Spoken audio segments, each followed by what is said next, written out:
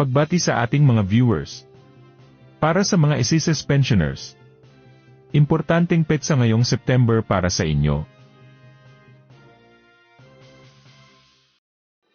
Sa September 30 na, abangan ang mahalagang petsang ito. Una na po riyan, para hindi magulat at maputol ang inyong pagtanggap ng SSS pension. Sa September 30 na ang deadline.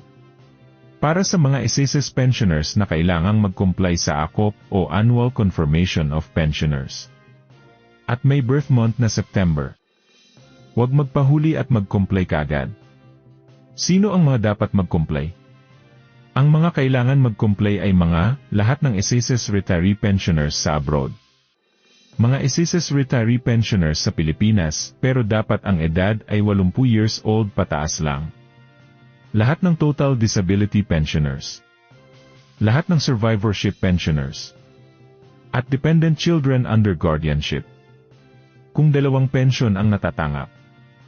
Ang mga retirement pensioners na survivorship pensioners din ay dapat na mag-submit ng dalawang magkahiwalay na AKOP reply form para sa mga nalilito ang schedule ng pagko-comply sa AKOP ay sinusunod sa birth month ng pensioner o yumaong member.